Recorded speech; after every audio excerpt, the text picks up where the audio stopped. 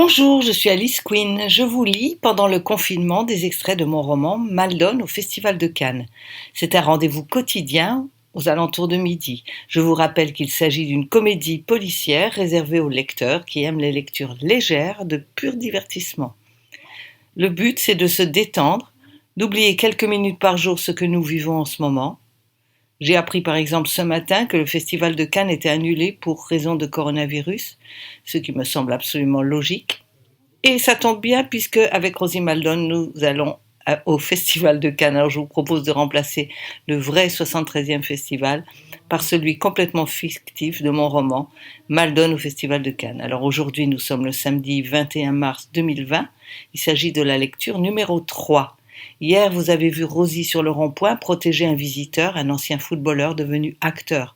Puis l'ensemble des insurgés a investi un supermarché sur une idée de Sabrina, la fille de Rosie. À la sortie de cette opération rêve, comme il l'appelle, une productrice a enlevé discrètement Rosie pour lui proposer un travail un peu spécial. Alan Sergo, l'acteur qu'elle avait sauvé le matin même, ne jure plus que par elle. Il a viré son bodyguard et il a fait un caprice pour avoir Rosie Maldon comme bodyguard ce soir à la projection au Palais des Festivals. Bien entendu, Rosie est ravie de l'aubaine, elle qui cherche toujours du travail, et comme la productrice Blanche Dorset exige qu'elle signe un contrat, elle emmène sa nouvelle employeuse au Select, le café de Tony, pour signer les papiers. Allez, je commence. 11. En arrivant au Select, c'est la fête des bisous avec les petites et j'installe mes kidnappeuses impatientes et exaspérées dans la salle du fond, sous le ventilo. Elles échangent encore des regards agacés. Désolée, je dois régler quelques détails, je leur dis pour les faire patienter. Vous prendrez quoi? Elles commandent 2 mojitos et je transmets à Tony. Elles sont avec toi? Demande-t-il. Oui, pourquoi? Alors ça sera des jus de tomate, dit-il. Je râle pour la forme, même si je sais que c'est la règle. On a un stock à finir depuis des années, depuis avant mon ère, et Tony en profite avec nous. Quoi que nous demandions, nous avons droit au jus de tomate. Elles sont venues te voir pour quelle raison? Demande-t-il. C'est Sabrina qui répond. C'est un entretien d'embauche, dit-elle. Envoyé du ciel, je rajoute. Justement, ça devenait urgentissime que je trouve un job. Quand je finis par rejoindre mes invités, avec 3 verres de jus de tomate à la main, elles ont un air un peu interloqué, mais elles ne relèvent pas. Depuis son comptoir, Tony observe mes interlocutrices avec méfiance. Bon, allez, je leur dis, sortez la paperasse. Ferrier sort la liasse et un stylo qu'elle pose devant moi. Je vois que le premier paragraphe, celui où je suis censé voir apparaître mon nom, a été laissé vide pour l'instant. Dorset a suivi mon regard. Signez, je vais mettre vos coordonnées ensuite, ça ira plus vite. Je fais semblant de lire, pour la forme, les papiers, et c'est pas mon style, je suis allergique. C'est quoi le salaire? Je demande. Article 16, me dit Ferrier, puis elle rajoute. Faut paraffer. J'ai vu qu'il y a des paragraphes, je dis vexé. Elle me prend pour une gourde ou quoi? Dites-moi le salaire de votre bouche, je veux l'entendre. 250, dit Dorset. C'est pour la semaine, je demande, plutôt réjoui par l'aubaine d'un travail qui durera plus qu'une soirée. Non, dit Audrey, c'est pour ce soir. Je fais celle qui trouve ça normal, 250 pour une soirée, mais je me demande où est l'arnaque. Franchement, pour ce prix, elle m'ordonne de sauter à l'élastique du haut de la tour du Suquet, je le fais. Je tousse, je me donne une contenance, je me dis que je dois poser des questions, même si c'est pas vraiment un entretien d'embauche. Quel est l'horaire exact? Le repas est-il fourni? Ça, c'est une question que j'oublie rarement. Aucune réponse. Sabrina prend le tas de feuilles, elle me met le stylo dans la main et elle me tend les pages une à une en me demandant de mettre mes initiales en bas à droite. Je lui obéis docilement. Mimi, curieuse, s'approche de notre table. « Vous n'avez besoin de rien, mesdames ?» demande-t-elle comme si on était dans un bar sur la Croisette. « Des glaçons avec votre jus de tomate, peut-être ?»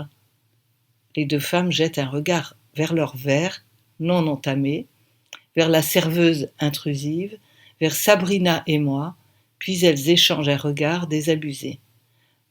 Dorset pousse un soupir et porte le verre à sa bouche, résigné.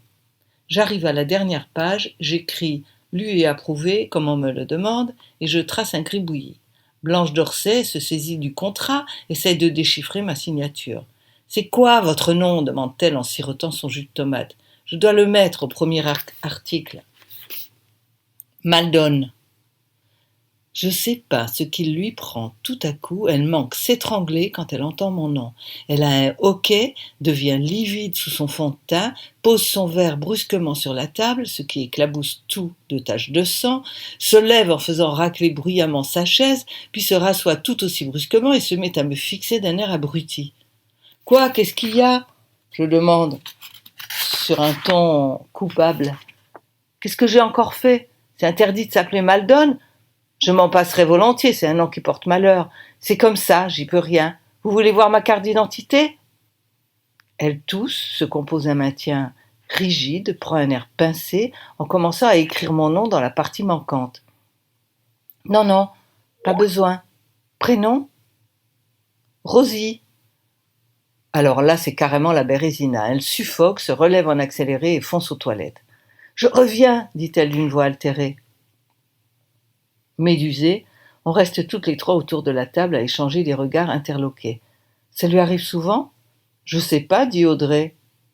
C'est la première fois que je travaille avec cette production. »« Elle est toujours comme ça, avec son chapeau, à faire du genre ?» Elle rit. « Non, quand même, au bureau, elle l'enlève. »« Et le maquillage ?»« Oui, ça, je l'ai jamais vue démaquillée. Il paraît qu'elle est très jolie sous le fond de teint. »« C'est quoi ce nom anglais ? Elle est anglaise ?»« Non, c'est son mari, il est américain, c'est un réalisateur. Michael Dorsey, vous connaissez pas ? Il fait des films très respectés par la critique. » Je traduis en moi-même des films qui marchent pas, mais je dis rien.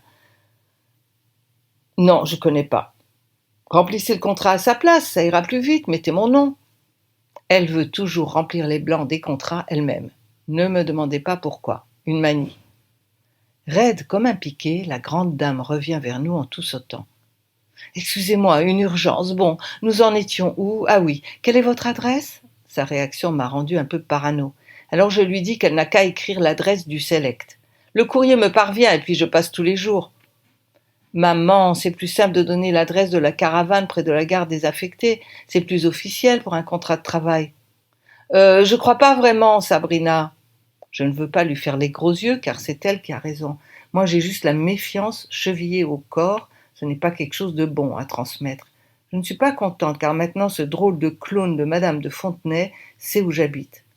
Fascinée, je regarde ses doigts manucurés mettre mon nom et mon adresse dans les espaces vides. Elle inscrit soigneusement Maldon, Rosie, caravane, pré, gare, désaffectée.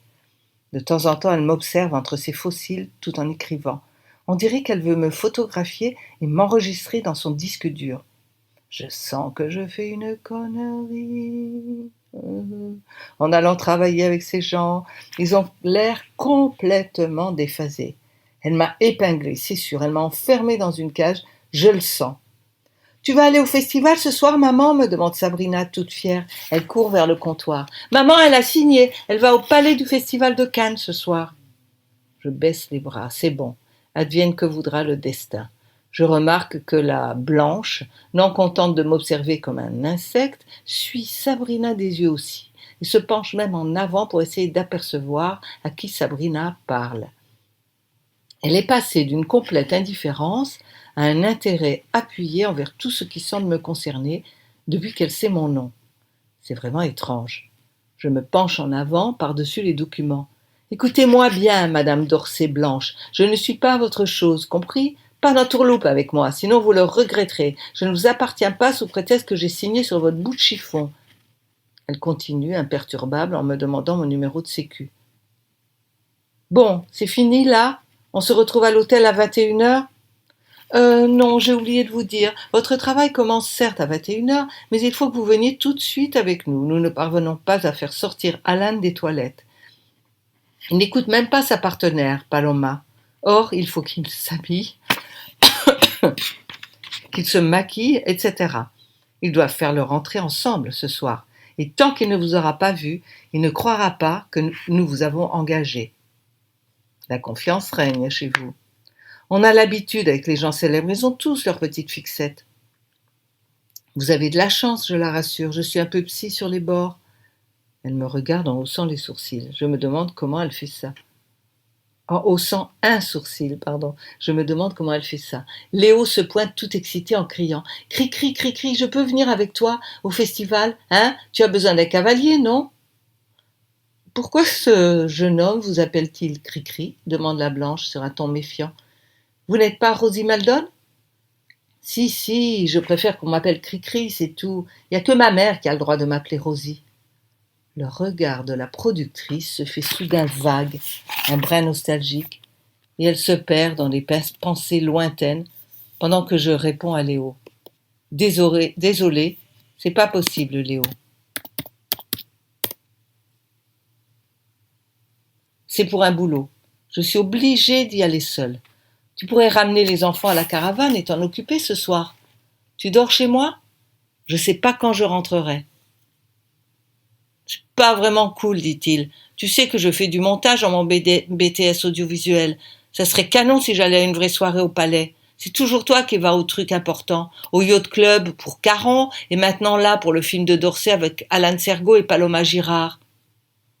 Comment ça, t'es au courant pour cette soirée? Oui, il paraît que ce film va révéler 2 futurs superstars. Ouais, enfin, moi, je m'emballe et un regard vers Sabrina et je ne termine pas ma phrase.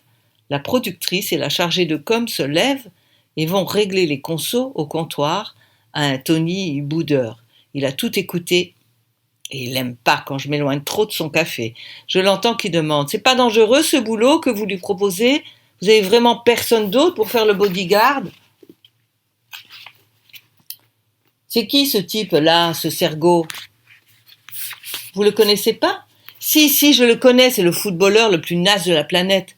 Je voulais dire dans la vie, il est comment? Il est sympa? Je sens la jalousie dans sa voix. Qu'est-ce qui peut m'agacer quand il s'y met?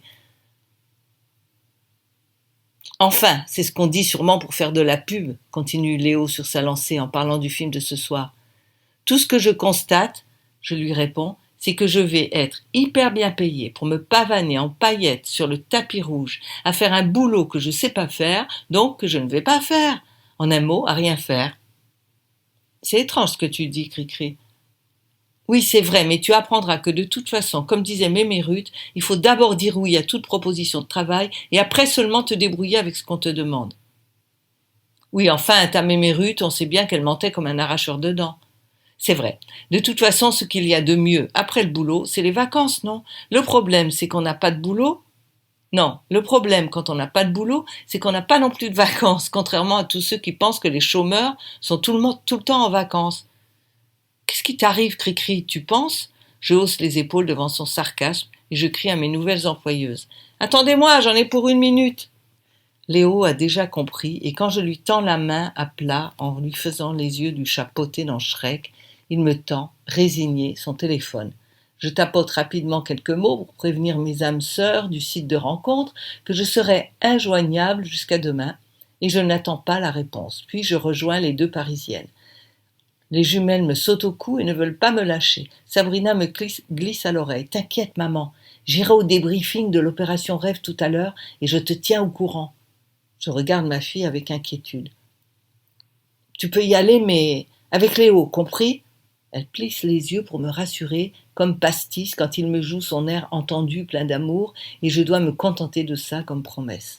La cérémonie du bye-bye dure pas mal de temps, tout le monde se met ensuite sur le pas de la porte pour me regarder partir avec la reine au chapeau et sa porte-parole. Ils ont les yeux dans les nuages car ils me voient déjà en haut de l'affiche, au sommet des marches du palais des festivals. Moi, je me demande si je vais parvenir à persuader le Sergo à sortir de ses chiottes, parce que si j'y arrive pas, adios la pige de ce soir. En m'éloignant, j'entends Tony demander à Léo: c'est quoi cette histoire de ton téléphone avec Cricri? Pourquoi elle veut toujours que tu lui passes? Je sais pas, répond Léo évasif. Pour un boulot, peut-être. Mouais. Tony n'a franchement pas l'air convaincu. S'il se met à être jaloux d'un téléphone, maintenant...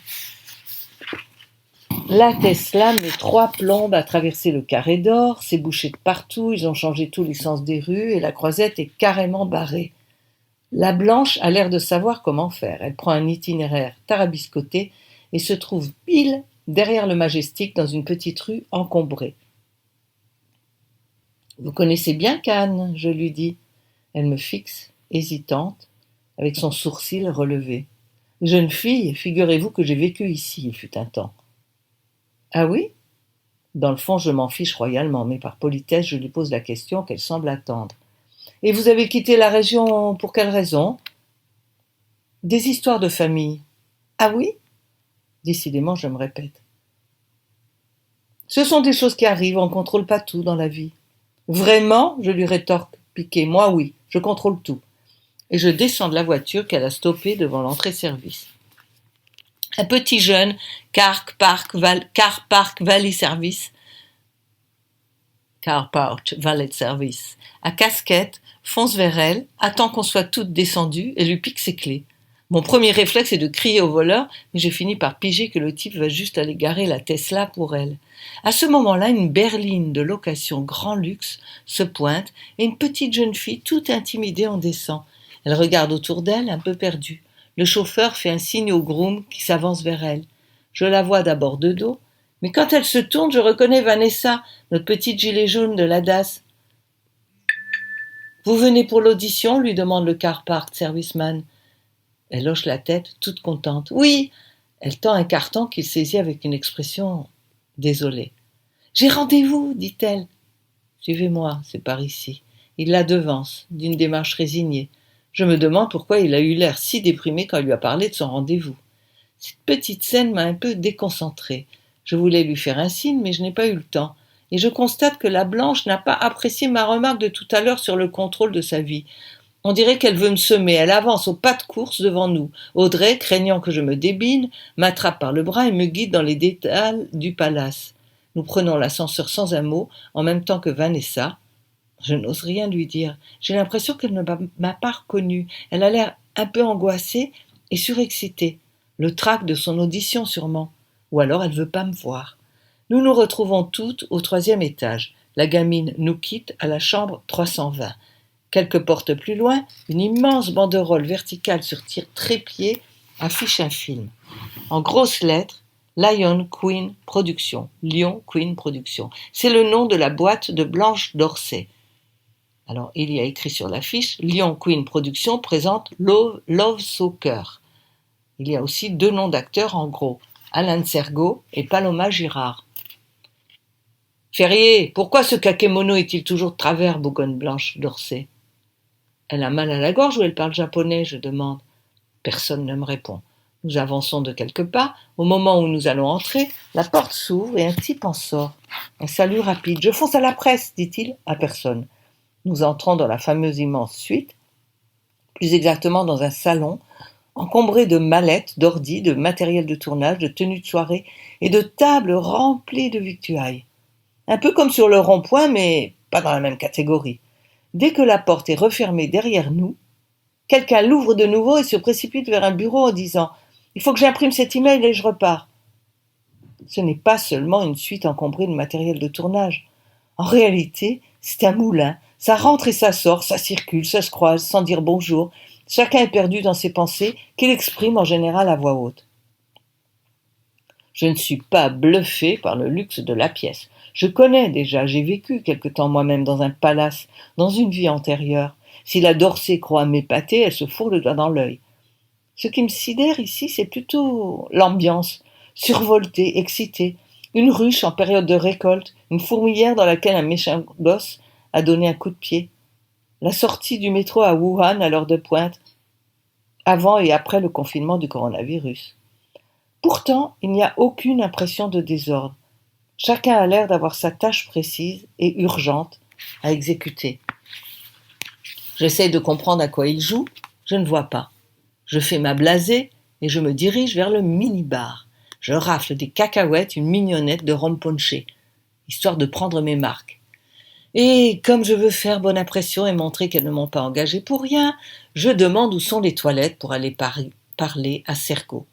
Elle m'indique une porte fermée à clé. Je tape discrètement 3 coups et j'entends un son étouffé. « Non, laissez-moi, je veux personne !»« Même pas ta superwoman ?» demande Audrey.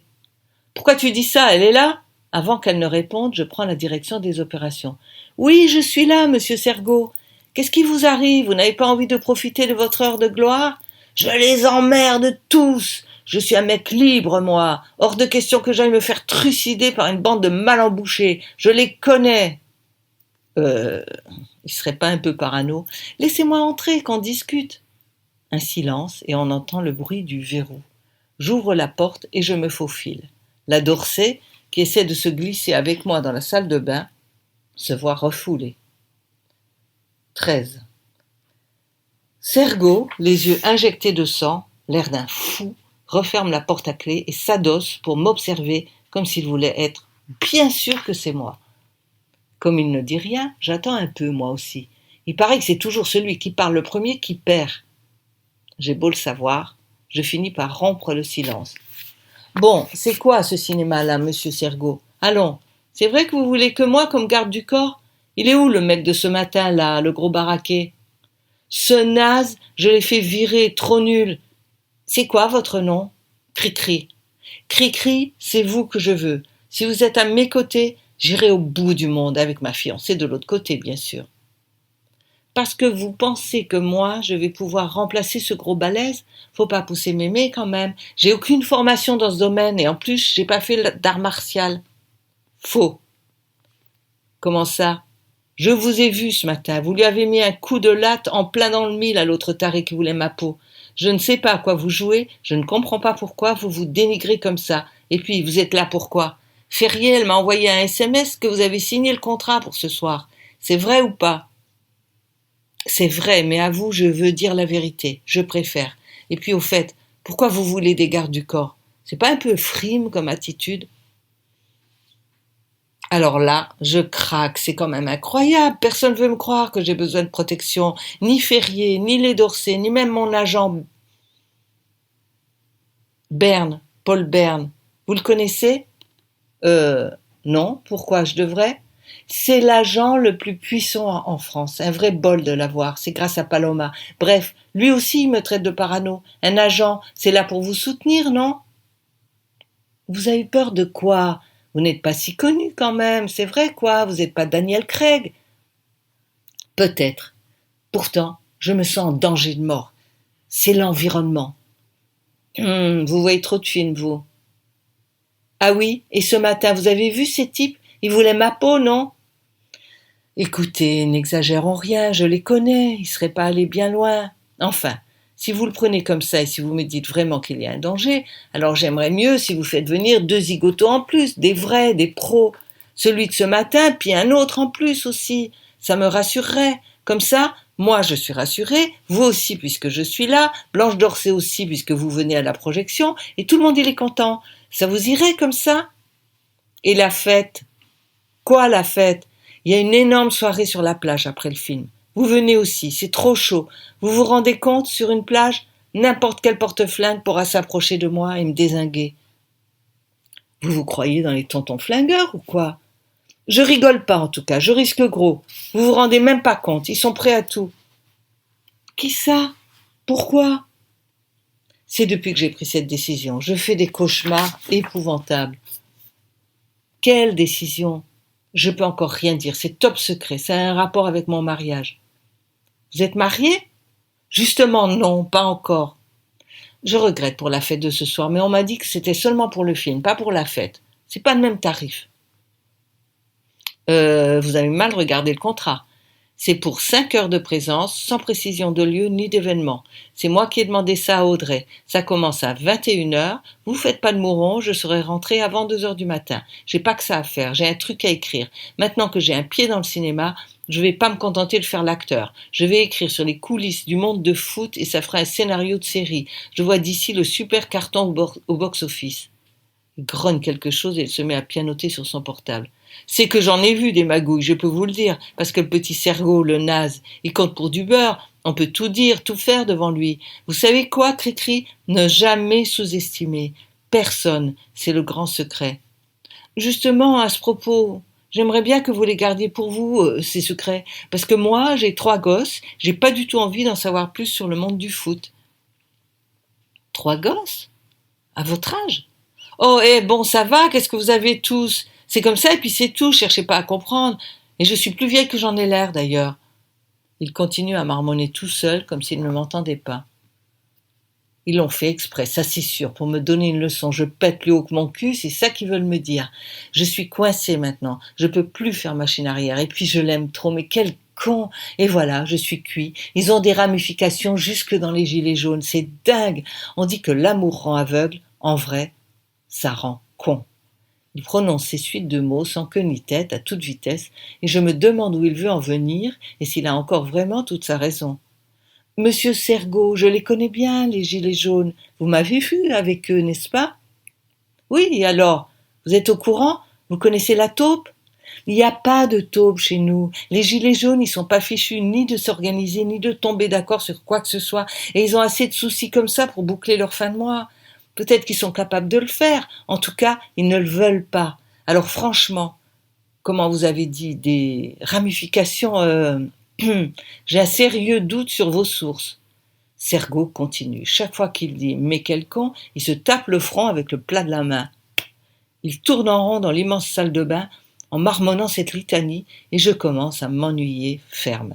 Je m'assois sur le rebord des chiottes, capot fermé, avec une lime à ongles que j'ai piquée sur le rebord du lavabo et j'entreprends de me refaire une beauté des mains. Quand il aura fini son cirque, j'imagine qu'il me le dira. En effet, il finit par se rendre compte que je ne l'écoute plus et il s'adresse à moi. Vous en pensez quoi, vous? Je ne veux pas lui montrer que c'était pas trop clair comme exposé, alors j'enchaîne. J'ai l'habitude avec les thèses parano de l'ami Pascal, le plombier, au Select. Je reprends ma démonstration. Si je peux vous rassurer sur un point, les gilets jaunes, je ne veux pas parler en leur nom, mais enfin, ceux que je connais sur mon rond-point en tout cas, ils n'ont reçu aucune directive vous concernant. Il me regarde d'un air dégoûté. Même vous, vous me considérez comme un parano. Comment voulez-vous que je m'en sorte? Il prend soudain une voix caverneuse. Bon, en tout cas, votre mission,